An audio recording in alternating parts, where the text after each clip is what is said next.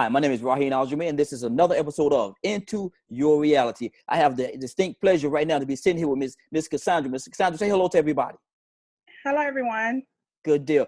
Miss Cassandra, the name of the broadcast is Into Your Reality. So, can I go into your reality? Yes, you can. Okay. So, tell me a little bit about yourself. Introduce. Hello, everyone. My name is Cassandra Pryor Howard. I am the third child of six, and this will be my reality. Okay. I have three sons, ages 26, 23, and 16 years old. My sons are my strength. They give me more strength than anything. I have experienced so much in my life that sometimes I feel like I'm up and sometimes I feel like I'm going down. But as long as I know I have my children beside me and giving me that strength, I'm always back up again. And with God's will, I'm always on the right path. Good deal. Good deal. Tell me a little bit about your sons. I have a 26-year-old son who has had 3 open heart surgeries. Wow. He has rheumatic heart disease, and it causes his valves to leak constantly. Every 5 years, he's supposed to have open heart surgery, and he would not allow them to do it every 5 years. He have that much strength and believe that God's going to keep it going constantly until his body gives out. So once his body gives out, he's then that it's time for him to go ahead and have the surgery done. He's been struggling with this ever since he was 5 years old. And with him being 26 years old, he's a very strong kid. Mm-hmm. Every time he has open heart surgery, he walks up out of there. He unplugs everything from him and sit there on the side of the bed waiting on the doctors to come and get him. He's that strong. And then dealing with this, you really can't tell that he has this problem because of the type of kid that he is. He hides everything. And I have learned to hide my problems by watching my oldest hide his. Mm. Now, you said that he had how many open heart surgeries?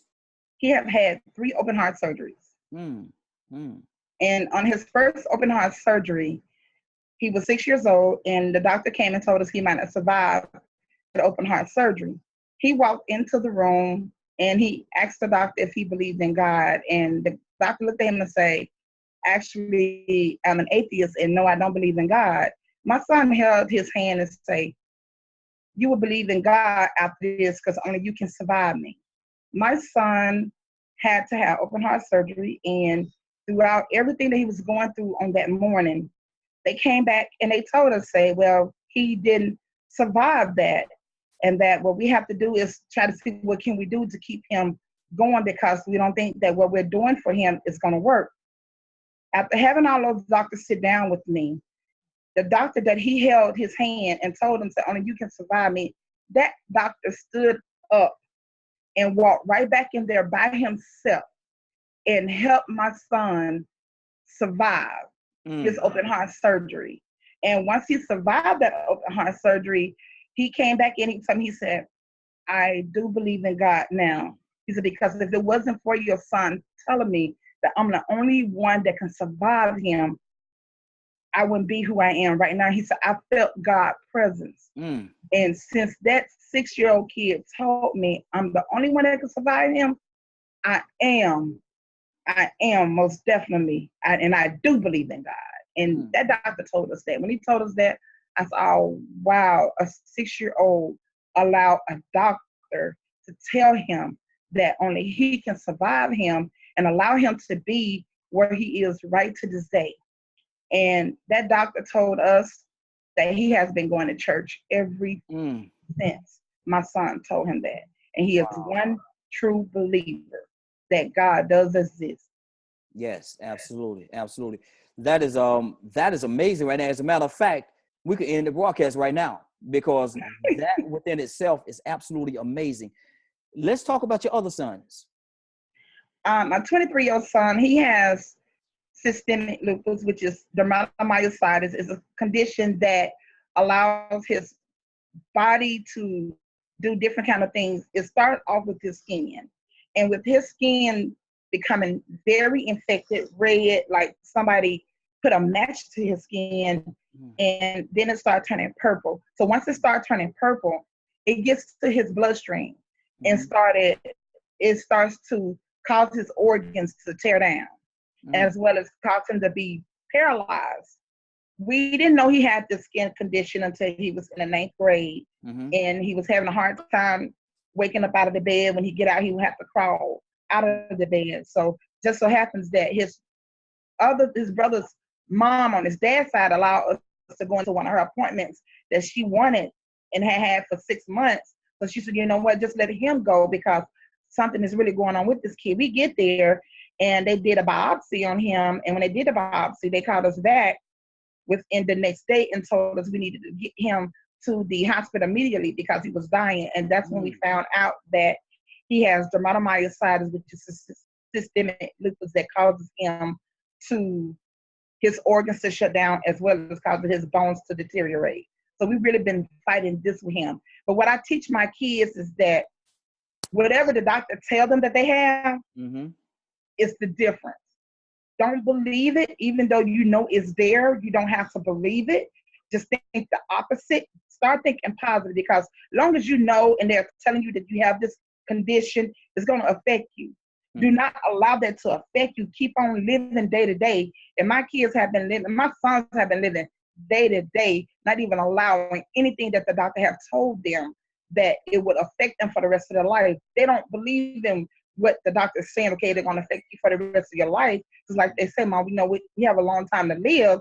And whatever they say, well, we rebuke it in the name of Jesus because we know God got our balance. Mm-hmm. And my sons do believe that they are healed no matter what because they know one day they will be healed from that. Mm-hmm. And I have a 16-year-old, he's struggling with chronic asthma.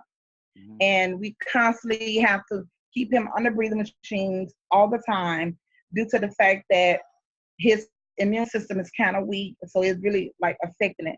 And with my 3 sons having these conditions, it only strengthens me to pull closer and closer to God. I grew up in church. Mm-hmm. Okay. And with me growing up in church, I know the difference in knowing what's right and what's wrong. Mm-hmm. Mm-hmm. In my household, you have to know what's right and what's wrong the way I was brought up. Yes. My grandmother was a praying grandmother, and so as my mother. Mm-hmm. And having those 2 ladies praying for you, you know everything is going to be all right, no matter what. Mm-hmm. And then on top of that, I come from a prayerful family. Yes. I come from a prayerful family. Mm-hmm. And having support from my family, it keeps me strong. Mm-hmm. Because, you know, families going to have their problems regardless. But no matter whatever happens between my family, we still strong. We're going to always be strong. Mm-hmm. We're going to always be there to support each other. Mm-hmm. There was a situation where that I got shot. And I have 6 bullet holes straight across my body. In my right arm. 2 bullet holes in my right arm. I have a bullet hole in one side of my breast on the right side. 2 bullet holes right through my chest. And another one on the left side of my breast. And through grace and mercy, I live today to tell this story. I visioned that I had got shot a year before it happened. Mm-hmm. Mm-hmm. And visioning it constantly every other month, I'm knowing that it's going to happen. Even though I was praying the difference, I'm knowing that it was going to happen. On September the 9th, I got ready to leave church early. And my grandmother always have told us, even the pastor told us, you never leave church before the benediction. Mm-hmm. Mm-hmm. Anything can happen. I was so scared. We was taught that so much. I was so scared that I didn't want to leave. Mm-hmm. But for some reason, it felt like my body was lifted up from my feet, and I started walking toward the door. When I came out of the front door, my godmother met me on the side door, and she looked at me. And when she walked straight toward me, she said, "You're going to be okay," because I told my godmother what I visioned. Mm-hmm. Mm-hmm. And she kept praying for me when nobody else was praying for me. She kept praying for me. When she grabbed me by my hand and hugged me, she said, "It's going to be okay." She said, "You're going to come through it." Mm-hmm. And I said, "What do you mean?" She said, "Your vision." that was the day that I told her about my vision. Mm-hmm. And when I got through telling her, she already knew she's seen the same vision in me that I've seen in myself. Wow. And she said, that's the reason why I came on this side to meet you. Mm-hmm. She said, God got you, no matter what. As I was walking, I was constantly crying and praying to God. So I stopped by a friend of mine's house, and I was told that she had got home from the hospital because she was burned all over her body. So when I decided to stop by her house to check up on her to see how she was doing, and as I was leaving, I noticed that the time that I was leaving her house, here I am starting on that journey for what's about to happen later on that night. Mm-hmm. So as I was leaving, more tears started shedding constantly. And I was holding my oldest son's hand. He was the only child I had at the time. I was holding his hand. And he looked at me. He said, Mommy, don't cry. It's going to be okay. Mm-hmm. And I kept walking. When I got home, I pulled my shoes off, pulled my dress off, and I couldn't pull anything else off after that. So I sat on the bed. I couldn't sleep. I wanted to take a nap. I couldn't. He was able to take a nap when my mom and the rest of the family got home from church. My mom said, well, we're going to my mom's house. So that's okay. She said, you want to go? I said, no, ma'am. I said, I don't want to go. So she took everybody with her, including my son. I got up from the bed from sitting there for 4 hours. I walked into the living room. I sat right in front of the TV. I dozed off. When I woke up, everything began to happen more, deeper. This is when I looked at the TV and I knew in my vision I was going to be watching American Funniest Videos, had something to do with the dogs. And when I opened my eyes, that show was on. And this was a new episode that was in my vision. So that show was on. And when that show was on, I had a knock at the door. And when I looked to my right, a friend of mine came and I said, I was expecting you. She said, you was expecting me? I said, yes. I said, I was expecting you. She said, okay. She said, you don't walk on the hill. And I told her, I said, no, I said, I don't want to walk on the hill right now. It's because I'm going through some things right now. Mm-hmm. And I sat back down and I laid back. And I said, you know what, as a matter of fact, let me go ahead and walk with you. As we was walking, constantly I was crying. She couldn't tell because it was dark where we were walking at. And she couldn't tell that I was crying. So when I got up on the hill, I seen my uncle. I seen one of my uncles, and I stood up there and talked to him for a few minutes. Before I walked away from my uncle, I told him, I said, well, we headed this way. I love you. And he stood up and he hugged me. And he sat back down. He said, just be careful while you walking down that way. A lot of fights been going on. And that's okay. I said, God got me. So as I was walking and I got to the store, and I noticed that this guy had jumped into my cousin's car. And when he jumped into my cousin's car, I didn't know that he was kidnapping my cousin's kids at the time. I thought maybe they was playing a joke on him, but they wasn't playing a joke on him. So as we was walking backwards, that's when we find that when I was walking back toward the area, that's when I found out then that the guy had kidnapped his kids and took them so far on the lake till a couple found them and called the police and told them where the kids were. They got the kids. When they got the kids, they explained to the police everything that was going on, as if the police, they didn't care, as like they don't care now. So they didn't care at the time.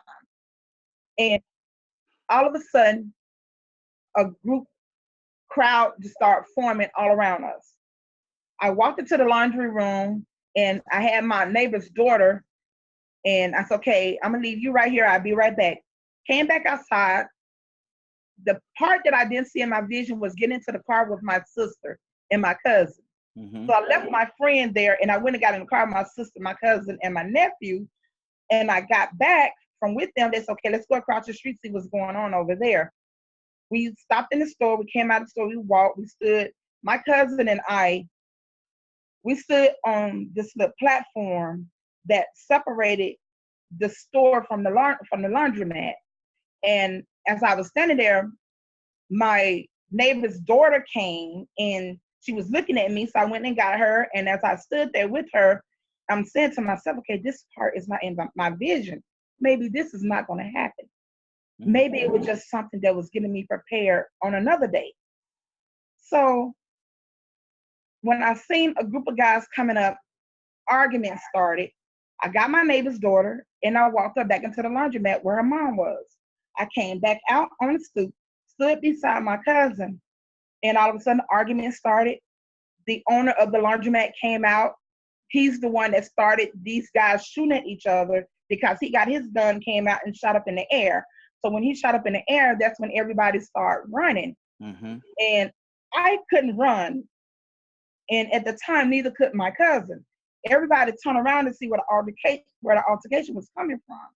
So as we was looking straight, we noticed that my cousin and then the guy that had kidnapped his kids was arguing. His uncle came out of nowhere and stood between them. And when he stood between them, he was trying to prevent the fight from happening. Mm-hmm. He was telling them, this is not right. Anybody can come in this area. You can't say we cannot come here because we live on the outside of the city limits. Mm-hmm. So the guys kind of got upset. A fight was about to begin. The uncle said, no, this is not going to happen like this. Before we knew it, he gets shot. Everybody started running everywhere. I couldn't run. It's like I was glued where I was. So I couldn't run at all. And when I turned around, I looked at my cousin. I said, you been shot? She said, no, you been shot. I said, I don't feel any pain. I have not been shot. So I'm looking at her, and the whole time I was shot. So when I looked, the guys that was on the ground was one of them was my relative. He jumped up to grab my cousin. By the time he can get me, he told me, he said, you never ran. He said, you was walking as if you were just walking in slow motion. And when I got in front of the store, people were running, trying to crowd up in the store. My cousin/brother was trying to pull me in the store along with them. He noticed then that I was shot. At that time, I still didn't know I was shot. So at that time, I felt something come over me. And when my cousin had my arm, I just released him from me and let the other people in front of me go in the store while I helped shut the door.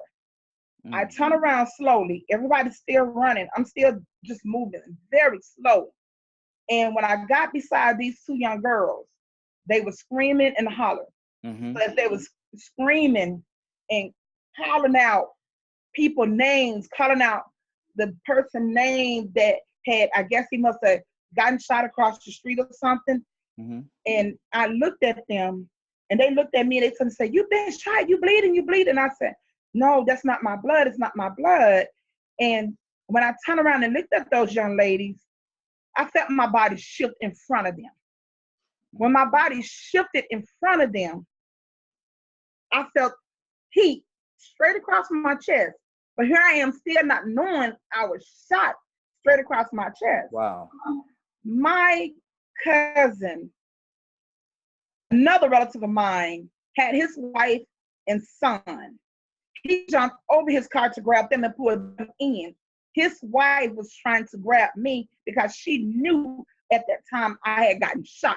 So when she called out my name, I looked at her. She said, get down, get down. Here I am still in slow motion. I couldn't move. I couldn't do anything. But when she told me, she seen blood shooting out of my chest. She knew I was gone. And at that time, she said, that's when my cousin grabbed her and pulled her underneath their vehicle. And all I can remember from that point was that my brother had twin friends. And I remember one of them over me. He was laying flat over me to make sure nobody ran over me or anything. So when my cousin, LaRon, finally got out of the store, him and his friend, Bobby James, they thought I was gone. Because they said, you had lost so much blood, they thought I was gone. And at the time, my cousin said he pulled his jacket, laid it across me. And when he laid that jacket across me, he said all he can see himself was doing was fighting, trying to find out who shot me. He said they were not going to get away with it. My brother's friend said, what we did, he said, we grabbed you. We picked you up because the ambulance was not coming fast enough. We put you in the Batmobile, which is this guy's car that we call the Batmobile, and they put me in that car and they rushed me to the hospital. And he told me there was so many times that I didn't have a pulse. He said they slapped me, they even was hitting me, were pinching me, and I didn't have no kind of response. But when I got to the hospital, my eyes was wide open because I seen them rolling me through to a room. And as I seen them rolling me through to that room, I didn't want none of them to leave. Mm-hmm. And as I was laying there in the bed, they was trying to do everything they can to prepare me. They knew that I was shot up in here, but I never felt no pain in here. I kept, all of a sudden, I just started feeling the pain in my right arm. I kept complaining about my right arm because at this time, that's when the pain started happening in my right arm. And after that, I couldn't remember anything. When I woke up looking down at myself. Wow. When I turned around, I seen my aunt holding my son, and she was just holding on to him. Mm-hmm. And I'm looking at her like, wow, am I really gone? I mean, I'm looking at everybody outside of the hospital because it was hundreds of people standing outside the hospital trying to fight because my family wanted to know. My family is well respected in my hometown, Mm-hmm. very well respected. And they wanted to know who shot me, or they wanted to know who did it. Who did it? My uncles left and my cousins left on their feet, walking, trying to find out who did this. Mm-hmm. Because the policemen had ran themselves. Okay. They didn't know what to do because when they found out that it was a baker's child, they went their separate ways. Mm-hmm. They was like, you know what? This kid is a baker. Mm-hmm. They're gonna handle this. There's no need for us to do anything. They're gonna handle this instead of them trying to do what they needed to do. Mm-hmm. They felt like my family would handle everything. Mm-hmm. But as I was seeing all of this happening on the outside, here I am still up looking down at myself. And I'm like, okay, God, I know I'm not gone. I know I've seen myself getting shot, but I didn't see myself leaving out of my body. So I'm looking back and I'm seeing a light and like, okay, where's my pain? I don't have any more pain. Why isn't the pain there? What is really going on with me? Did I die? I always look back at my son and I said, no, this is not the time. Mm-hmm. This is not the time. So as I was looking down, I'm assuming 30 minutes had passed by. Mm-hmm. They weren't getting nothing from me. No response, no pulse, no anything after 30 minutes. I noticed when the nurse pulled the sheet over me and she had it right across my eyes. And I said, oh my God, are they saying that I'm gone? When I turned around and looked back, an angel turned me back around. Basically was walking me back toward the other way to come back into my body. Mm-hmm. When I woke up, I was complaining about my arm. Here I am not knowing about my chest. I'm still complaining about my arm. Mm-hmm. Even though I seen myself bloody in here, I didn't know I was shot in here. I'm thinking the blood still coming from my arm. When I came back through, the lady said, there's nothing we can do. I heard her say that. And the minute I felt that pain, I grabbed my arm and she jumped. She said, oh my God, this lady is alive. And when I grabbed my arm, she said, no, don't move. You got too many bullet holes in you. We're trying to do whatever we can to help you. You gotta lay flat. I tried my best to get up. I couldn't get up. I couldn't move. Mm-hmm. And I kept telling her, my arm. When the police officer, when she came, she stood beside me. Mm-hmm. And she said, ma'am, we want to ask you questions. And the nurse was telling her, you can't answer no questions right now. This lady's going through this. We got to help get the family. Please help us get the family out of here. So, ma'am, you don't know this family, but please help us get the family out of here. My family refused to leave. Mm-hmm. So they said, no, we're going to stand here. We're going to make sure she survived. My family was standing right next to me praying. Mm-hmm. Kept saying, she done died too many times to leave us this time. Mm-hmm. And when that happened, I noticed that my arm, I lifted up my arm. When I lifted up my arm, that's when my godmother walked. And she said, she's complaining about her arm. What's going on with the arm? When they looked at my arm, they noticed that the bullet that was still in my arm, it was a 38. And it was burning my skin that whole time. Wow. It was burning my skin so bad. And that's the reason why I was having that much pain. So when they pulled the bullet out, that's when the police officer noticed, she told, this is a 38. So when they pulled the bullet out from my left breast, the other officer said, wow, this is a 9mm. And said, she's still surviving now, being shot with a 38, and we pulling out a hollow point, and now we pulling out a 9mm. Said, woo, y'all pray for family. He turned around and looked at my family. He said, y'all pray for family. They got my family to leave house. And when my family left out, my godmother stayed there with me. And she whispered to me, she said, I told you was going to make it. She said, even though you were dressed in all white, ready for heaven, God wasn't ready for you yet because you got too much on this earth to do. And when I told her later on, I said, I got a lot that I have to do. And I look back at all of that. The guy that blew the guy's face off, blew my cousin's uncle face off, he got killed instantly. My cousin's uncle was killed instantly. It was 4 people, I think, that was shot that night. And I was the innocent bystander that had gotten shot. And he was the one that got killed. And the other 2 guys were the ones that started the fight. So they were one of the ones that got shot as well. And throughout that night, my uncles walked the street all night long. My brothers walked the street all night long. Make sure that there was peace in that community. They kept peace in that community because where were the policemen? To me, they were hiding. So they didn't want to have no part of it because they knew that I was a child that they feared for, that the family might do something. But my family stayed calm the whole time. All they wanted was the person that did it. But when they found out it was 2 bullets, they wanted the people that did it. Even though my uncle went to one of the homes and shot this home up, it was because he didn't know that I survived. And when he finally realized I survived, he did go to jail that night. And they didn't charge him for no crimes. They kept him there to keep him calm. But when I found out my uncle did this, I wasn't hurt. It's just that our family was hurt because the police was nowhere around.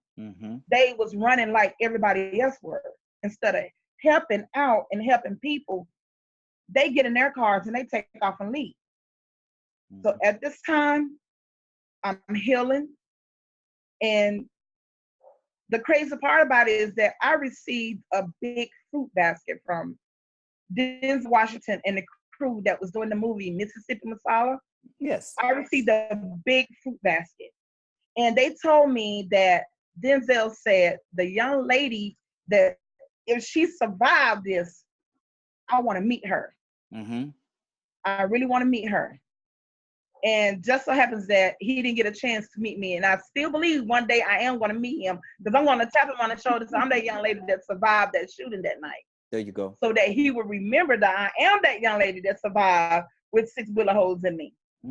The bullet that landed, that's still in my heart now, not in my heart, but when I got shot that night, it landed on my heart. Not even an inch from my heart. It was on my heart, sitting directly on my heart. And they feel like that bullet was the 9mm that was sitting on my heart. The bullet that rerouted itself around my organ, they said, well, we don't know what that one is because we can't tell. We don't know where it went to in all this time. They did not want to remove it because they knew if they removed it, I probably wouldn't have made it. So they said, okay, we're just going to keep the bullet in her because it didn't pierce her heart. It's just that she's alive today, to talk about it. And I just thank God that I did survive that. And here I am, a testimony. And this is my reality of that situation that I went through. Because I'm alive today to talk about it. other people are not allowed today to talk about what they have experienced, but I am. I am a blessing. Mm-hmm. And I always Absolutely. sit down and look at that Mm-hmm. and say, you know what, God, out of all these years, God finally gave me a response because I kept praying to God and asking God, why? Why me? Why did I survive? You showed me this in a vision a year before it happened. Why did I survive? Out of all these years, this happened on September 9th, 1990 at 8:47 p.m. that night when Mm-hmm. the shooting occurred. 8:47 p.m. that night on January the 3rd at 8:47 p.m. of this year, God came to me and told me why. He said, I use your body as a shield. You shielded 3 people that night. Mm. You shielded your cousin. He allowed me to go back to sleep that night and show me what happened. Mm-hmm. And he told me, he said, you shielded your cousin. And he showed me where I shielded those 2 young ladies. Mm-hmm. He said, each bullet was meant for your cousin and those 2 young ladies. Mm-hmm. He said, so the way I position your body, I position your body to shield them so that they would survive. Mm-hmm. And Mm. I knew you would be the one who would survive, who can take those bullets Mm-hmm. in place of them. He said, so that's the reason why I use you as their shield. That night I cried. I cried. I said, oh my God, out of all these years, I needed to know why Mm-hmm. I was used because I felt like my body was their shield. Because everything that I seen, everything was going into in slow motion. So Mm-hmm. when I seen this, I'm like, oh wow, oh my God, this really did happen. Mm-hmm. And here I am alive today to talk about it. Mm-hmm. Even though I lost so much blood, but I'm alive today to talk about it. Exactly. And I've been more happier now because he showed me on January the 3rd at 8:47 p.m. that night that I use your body to shield them. Mm-hmm. He's because I knew you would be a good shield for them. And ever since then, I've been more happy to just tell my testimony a lot more openly now than I were to certain people that I was telling my story to. Mm-hmm. So I am a blessing today. I am a Absolutely. blessing. Even though my kids say, Mom, you're another 50%. He survived. You survived. Wow, we don't know what bullets he was shot with, but you was shot with a 38 and a 9mm Mm-hmm. automatic, and you still standing today. Mm-hmm. And they always tell me, Mom, you strong, Mm-hmm. very strict, but you're strong. Mm-hmm. I just thank God you still here because you never would have had your other 2 sons.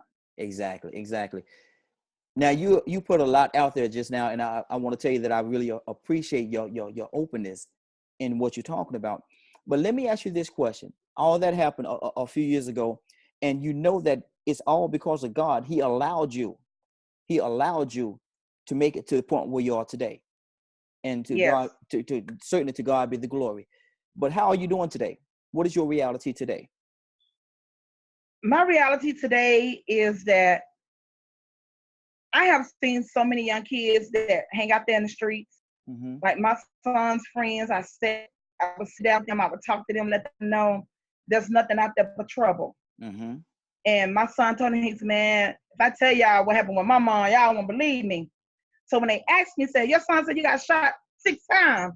I said, I have 6 bullet holes in me. Mm-hmm. And when I showed them where the bullet holes were, I said, I don't want y'all to think the obvious. I said, but I'm gonna show y'all what the bullet holes are. When it was like, oh wow, those are big bullet holes. Mm-hmm. Say, were the holes that big? The holes were the size of a quarter and a nickel. Mm. That's how big the holes were. The holes that were in my chest were the size of quarters. Mm-hmm. And the holes that were in my breast, they were the size of nickels. The ones on my arm, I think they told me those were the size of a nickel as well. But Mm-hmm. about all of that, I sit there and when I see these young kids on the outside acting like they gangsters, wannabe thugs, once I told a few of them my story, and I said, see, I survived. Y'all might not be able to survive that. Yes. And this guy, he told me, he said, ma'am, he said, I really want to talk to you about something. So on my lunch break one day, I sat down with him and he said, the reason why I want to talk to you is because I know that you said you survived, and you got all these bullet holes in you. He said, my brother did survive. And I said, oh, wow, what happened? Before he can tell me what happened, I felt what happened. I felt what happened. And I said, hold up. I said, your brother was shot through the chest, right? Point blank. He said, yes, ma'am, he was. I said, by his own friend, because of a girl. He said, wow. He said, anybody tell you this? I said, no. I said, I felt that. He said, so the girl did have something to do with it. I said, yes. Right to this day, when they went back, he told his parents that girl did have something to do with it. They already knew. To this day, I hate that I solved the case for them because I really didn't want to be a part of it, but it still brought justice. Yeah. It still brought justice because finding out that young lady did have something to do with that. And from telling him that, it healed them. It healed their family because they've been wanting answers for months, for many months. And for him to come to me and ask me, and I came straight out and told him, he was like, you really helped my family to solve this situation, this issue that was going on that people doubted that she did. He said, don't you know this young lady is living with my parents right now? Wow. I said, are you kidding me? He said, she just moved in with my parents because she didn't have nowhere to go. And even though I told him what happened and he told his parents, they never put her out. They never put her out. But they told her she could not leave there because they found out that she did have something to do with him getting killed. So at that moment in time, the police arrived. When the police arrived, they did arrest her because she didn't deny it in front of them that what happened, that it was her fault. And she told them she was only saying it for a joke, didn't expect for him to get killed for real. But when you joke about something like that, it's not a funny matter once that person's life is taken. Exactly. Because now it's too late. This person done lost their life. And I try to see so many young kids that walk past by me and they like thug. I stand up, I hold a conversation with them just to see where their mind frame is. And I would ask them, okay, what do y'all like to do? What do you really want to do in life? Do you want to play ball, play any kind of sports? Do you want to sit out here be gangsters or want to be thugs? Because you're not a thug, you're not a gangster, because the real gangster's dead. I will always tell them the real gangsters are dead. So what do you want to be? Do you want to live or do you want to die? Because either or you keep living the life you're living now, sooner or later you're going to die or be in jail for the rest of your life. A young man told me that changed him when I told him that. He said, you changed my life when you told me that. And I seen this young man 2 years ago. Ever since then, this young man had been in college and graduated and doing better for himself. He is the first kid in their family to go to college. And I thank God that I do talk to these young men and young women about everything that they're doing, because I am an example. But I survived even though I wasn't a thug or a gangster. But at that time, my family didn't even know that I was studying to be a police officer. But after I got shot, that was a no-no for me. I couldn't do it. I said, no, I can't do it. I cannot be a police officer. Receiving all these bullet holes? No, I can't do that. Even though they crack jokes like, if we put water in you, it's going to leak out because you got all them holes in you. I said, okay, I want to crack jokes, okay? Thanks for the joke. But my issue, me getting shot, helped me helping other people. I try to help them. Young ladies walk around here want to be something that they're not. You can't be something that you're not when it's not really in you. You're only doing it because you see other people doing it. Some young ladies are doing it because of the simple fact that that's how they grew up. That's the only way for them to survive. But if we can come together as a community, we can show them how to survive by being there for one another instead of walking around here and want to shoot your own kind. It's not right. It's not right. So I'm one of the ones that try to talk to them and say, no, it's not right to do this. It's not right to do that. And one guy told me, just so happened that 2 weeks ago, he said, ma'am, I said, yes. He said, this is not the lifestyle I want to live. He said, ma'am, he said, I want to be a basketball player. I said, do you really? He said, if I can be a football player, he said, I'd do that. He said, I'm trying to find me a job, trying to do this, trying to do that. I gave him information to help him find those jobs. Mm-hmm. And that young man is working right today, even though it's through a staffing agency. Mm-hmm. He's happy because he's able to get money the right way. Yeah. That's not how he wanted to live. Mm-hmm. It's not how he wanted to live, but he had to leave out of the area that he was in order to go forth. And for him to go forth, he said, you know what? Long as they know that I'm trying to live right, they're going to do something that cause me to get in trouble. Mm-hmm. And I'm not going to do that. Mm-hmm. So he said, I'm going to leave this area. He said, I got my own car. I'm going to leave this area. He said, I got to get out of here because I can't make it out here being around them. I'm going to always want to be a thug. I said, no, don't put that you want to be a thug on you. Put that I'm going to be a better person. Exactly. As long as you speaking positive things in your life, you're going to have positive things in your life. Mm-hmm. Never speak negative. I don't like when people speaking negative things around me. I don't like it at all. I teach my kids, don't say, okay, what if? No, it's not what if, it's what is that you are going to do, and not what if you're going to do. If it's positive, you're going to do it. Mm-hmm. Regardless, I'm not going to let anything hold you back. For what? To be like those guys that shot me? The guys that shot me, they never, ever went to jail for shooting me.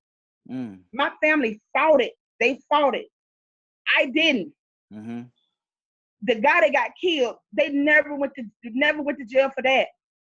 I was told that the gun was threw in some lake in Texas Mm-hmm. when it was time to have their trial. These guys are walking free.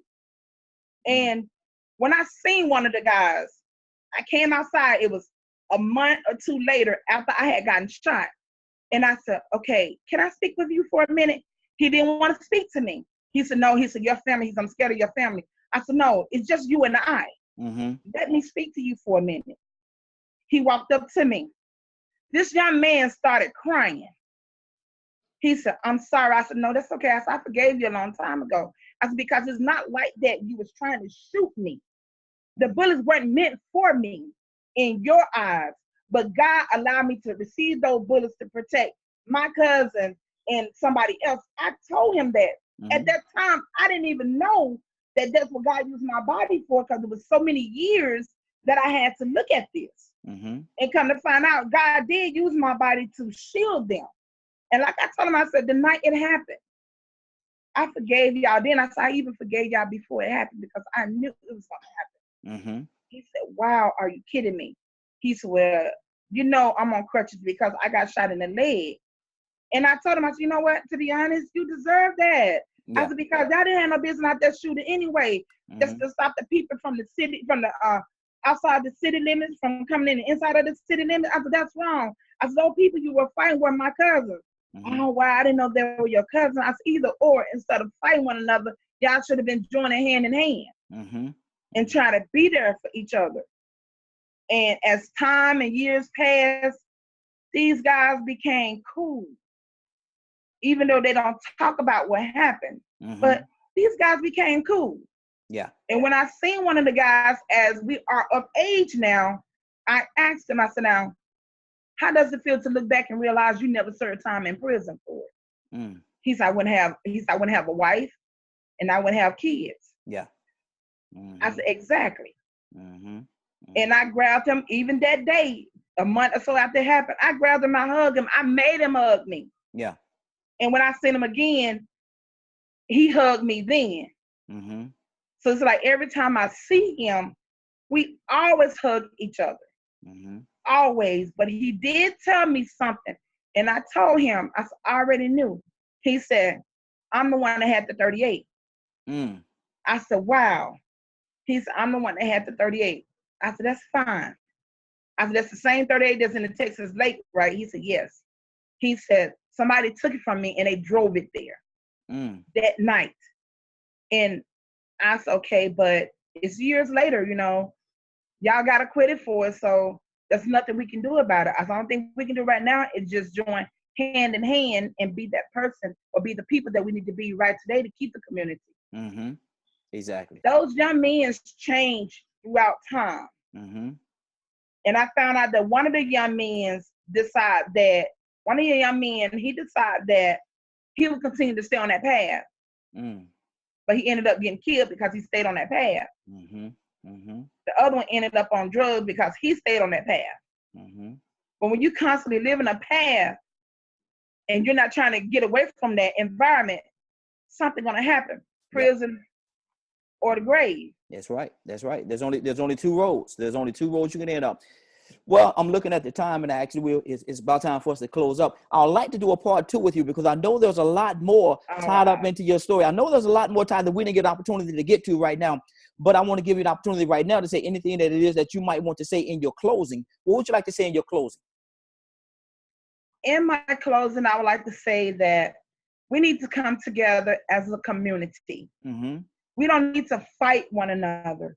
We need to bond together because everything that we're facing right now, this ISIS, the politician trying to keep us apart from one another, want us to kill each other, is wrong. We need to come together as one unit and be the people that we need to be. We need to show them that we are the world. We built this world. Mm-hmm. So as me being the person that I am, I'm going to continue to do what I'm doing to make sure that I'm still embedding great things in young men and women that I see, even on my job, because they do have a life. Only if there are people like myself that can stand out there and say, you got a life to live for. Change.